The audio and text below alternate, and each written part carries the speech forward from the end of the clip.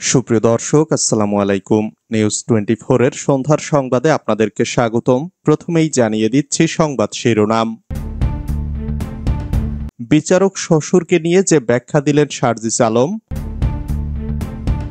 শোকজের জবাব দিলেন বিএনপি নেতা ফজলুর রহমান,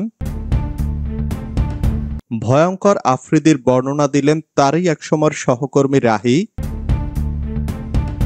নির্বাচন বয়কটকারীরা রাজনীতি থেকে মাইনাস হয়ে যাবে মন্তব্য সালাউদ্দিন আহমদের,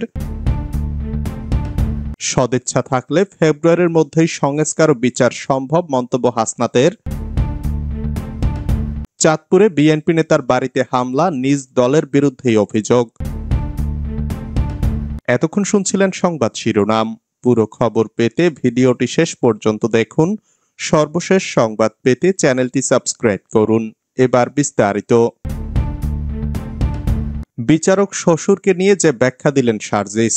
অতিরিক্ত বিচারক হিসাবে নিয়োগ পেয়েছেন এনসিপি নেতা সার্জিস আলমের শ্বশুর।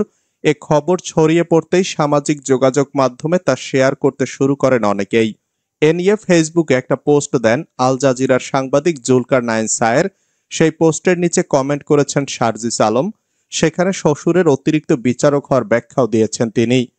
সার্জিস আলম লেখেন, আমি যতদূর জানি আমার নিকট আত্মীয় 1991 থেকে 92 সেশনে ঢাকা বিশ্ববিদ্যালয়ের আইন বিভাগে ভর্তি হন। ভর্তি পরীক্ষার মার্কসে তিনি প্রথম স্থান অধিকার করেন। এসএসসি এবং এইচএসসির রেজাল্ট সহ প্রাপ্ত নাম্বারের ভিত্তিতে সেই সেশনে বিশ্ববিদ্যালয় ভর্তি পরীক্ষায় খ ইউনিটে 19তম স্থান অর্জন করে তিনি ঢাকা বিশ্ববিদ্যালয়ের আইন বিভাগে ভর্তি হন। আইন বিভাগ থেকে এলএলবি ও এলএলএম শেষ করে 1998 সালে তিনি বার কাউন্সিলের পরীক্ষায় উত্তীর্ণ হয়ে আইনজীবী হিসাবে কর্মজীবন শুরু করেন। সার্জিস জানান, 2006 সালে তিনি সুপ্রিম কোর্টে আইন পেশায় নিয়োজিত হন। বর্তমানে তিনি সুপ্রিম কোর্টে হাইকোর্ট বিভাগ এবং আপিল বিভাগ উভয় বিভাগে আইনজীবী হিসাবে দায়িত্ব পালন করছেন। আমার সঙ্গে পারিবারিক সম্পর্কের পূর্ব থেকেই তিনি বাংলাদেশের ডেপুটি অ্যাটর্নি জেনারেল হিসাবে দায়িত্ব পালন করছেন। সার্জিসের দাবি, তার শ্বশুরের শতাধিক জুনিয়র সুপ্রিম কোর্ট ও নিম্ন আদালতে আইন পেশায় প্রতিষ্ঠিত। তাছাড়া তিনি নবগঠিত সুপ্রিম জুডিশিয়াল অ্যাপয়েন্টমেন্ট কাউন্সিল কর্তৃক সব যোগ্যতার শর্ত পূরণ করে যাবতীয় বাছাইয়ে উত্তীর্ণ হয়ে এই সম্মান অর্জন করেছেন। সার্জিস আক্ষেপ করে লেখেন, এখানে তারই যোগ্যতা ও পরিশ্রমকে একপাশে রেখে আমার নাম টেনে নিয়ে আসা সংকীর্ণ মানসিকতার পরিচয়। উল্লেখ্য, সম্প্রতি সুপ্রিম কোর্টের হাইকোর্ট বিভাগের অতিরিক্ত বিচারক হিসাবে 25 জনকে নিয়োগ দিয়েছে সরকার। তাদের মধ্যে 9 জন বিচার বিভাগীয় কর্মকর্তা, 9 জন আইনজীবী ও 7 জন আইন কর্মকর্তা অতিরিক্ত বিচারক হিসেবে নিয়োগ পেয়েছেন। এর মধ্যে রয়েছেন অ্যাডভোকেট মোহাম্মদ লুৎফুর রহমানও। সম্পর্কে তিনি জাতীয় নাগরিক পার্টির উত্তরাঞ্চলের মুখ্য সংগঠক সার্জিস আলমের শ্বশুর। বিচারপতি লুৎফুর রহমান এর আগে ডেপুটি অ্যাটর্নি জেনারেল হিসেবে দায়িত্ব পালন করে আসছিলেন। শোকজের জবাব দিলেন বিএনপি নেতা ফজলুর রহমান। জুলাই আগস্ট গণ অভ্যুত্থান নিয়ে বিতর্কিত ও বিভ্রান্তিকর মন্তব্য করার অভিযোগে বিএনপির কারণ দর্শানোর নোটিশের লিখিত জবাব দিয়েছেন দলের চেয়ারপারসনের উপদেষ্টা মুক্তিযোদ্ধা ফজলুর রহমান। মঙ্গলবার বিএনপিতে নোটিশের জবাব জমা দেন তিনি। বিষয়টি নিশ্চিত করেছেন বিএনপির মিডিয়া সেলের সদস্য সাইরুল কবির খান। তিনি জানান, বিকেল 5টার পরে পল্টন অফিসে তিনি শোকজ নোটিশের জবাব দিয়েছেন। বিএনপির সিনিয়র যুগ্ম মহাসচিব অ্যাডভোকেট রুহুল কবির রিজভীর বরাবর পাঠানো লিখিত জবাবে ফজলুর রহমান বলেন, 24 আগস্ট রাত 9টায় আপনার স্বাক্ষরিত একটি কারণ দর্শানোর নোটিশ আমি হাতে পাই। এরপর যথাসময় নোটিশের জবাব দেওয়ার সময় বাড়ানোর জন্য আমি আবেদন করি। আপনি আমাকে 24 ঘন্টা সময় বৃদ্ধি করেছেন, এজন্য ধন্যবাদ। তিনি আরো লিখেছেন, আপনার নোটিশে আমার কাছে সবকিছু জানতে চাওয়া হয়েছে, তাই অভিযোগগুলোর উত্তর একত্রে দিচ্ছি। নোটিশের জবাবে নিজের বক্তব্যের ব্যাখ্যা দিয়ে তিনি লিখেছেন, অভিযোগ করা হয়েছে যে আমি জুলাই আগস্ট গণ অভ্যুত্থান নিয়ে ক্রমাগত কুরুচিপূর্ণ ও বিভ্রান্তিকর বক্তব্য দিচ্ছি। অত্যন্ত দুঃখের সঙ্গে বলছি, এই অভিযোগ আমি দৃঢ়ভাবে অস্বীকার করছি।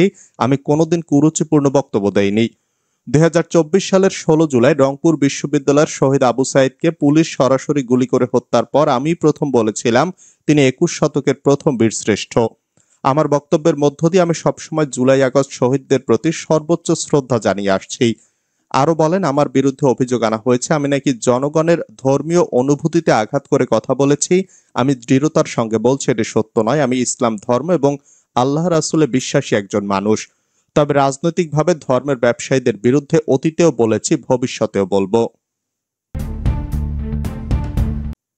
ভয়ঙ্কর আফ্রিদির বর্ণনা দিলেন তারই একসময়ের সহকর্মী রাহি।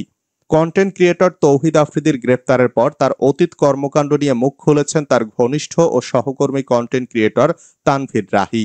এক বিশেষ সাক্ষাৎকারে তিনি আফ্রিদিকে ভয়ঙ্কর বলে আখ্যা দেন এবং ইউটিউব ইন্ডাস্ট্রিতে তার প্রভাব, ব্যক্তি জীবন ও আচরণের নানা অজানা দিক তুলে ধরেন। সম্প্রতি তানভীর রাহির একটি ভিডিও সামাজিক যোগাযোগ মাধ্যমে ভাইরাল হয়। সেখানে রাহি বলেন, ক্যামেরার সামনে আফ্রিদি একরকম হলেও ব্যক্তি জীবনের সম্পূর্ণ ভিন্ন মানুষ। ক্যামেরার বাইরে সে ভয়ঙ্কর একজন লোক। ইউটিউব ইন্ডাস্ট্রিতে তাকে সবাই বাঘের মতো ভয় পায়। রাহি জানান, বৈষম্য বিরোধী ছাত্র আন্দোলনের সময় অনেকেই আফ্রিদির বিরোধিতা করেছিলেন। সে সময় তার রাগের শিকার হয়েছিলেন রাহি নিজেও। রাগ উঠলে সে বেল্ট খুলে আমাদের কুত্তার মতো পেটাতো, বলেন তিনি। পুরনো স্মৃতির প্রসঙ্গ টেনে রাহি আরো বলেন, যখন ওর মনে হতো কেউ তার বিরুদ্ধে কাজ করছে তখন ফোন করত, ক্ষমতা দেখাতো। আন্দোলনের 2-3 মাস পর এক রাতে আমাকে ভিডিও কল দেয়, ভয় পেয়ে যাই। ফোন ধরার পর বলে, তোর সঙ্গে একজনের কথা বলাবো, সে শিগগিরই দেশের বড় মাপের কেউ হবে। এরপর ভিপি নূরের সঙ্গে কথা বলিয়ে দেয়। পরে বলে, বুঝছিস আমার অবস্থানটা, সাবধানে থাকিস। সবশেষে তিনি বলেন, 5ই আগস্টের পরও দেশে ভালোই ছিল আফ্রিদি। আমরাও চেয়েছিলাম সে তার মতো থাকুক আর আমরা আমাদের মতো থাকি, কিন্তু তা হয়নি। আফ্রিদির চরিত্র প্রসঙ্গে রাহি বলেন, তার মনুষ্যত্ব নেই, শুধু প্রতিশোধের চিন্তা। কারে কারে ধরবেন, কারে কারে মারবেন, এই চিন্তাই তার মাথায়। আল্লাহ কখনো এমন মানুষকে ছাড় দেন না। বৈষম্য বিরোধী ছাত্র আন্দোলনে যাত্রাবাড়ি থানায় হত্যা মামলায় আসামি তৌহিদ আফ্রিদি রোববার রাতে বরিশাল মহানগরের বাংলাবাজার এলাকায় সিআইডির বিশেষ অভিযানে গ্রেফতার হন। এরপর জিজ্ঞাসাবাদের জন্য 5 দিনের রিমান্ড দেন আদালত। মামলায় 11 নম্বর আসামি তিনি।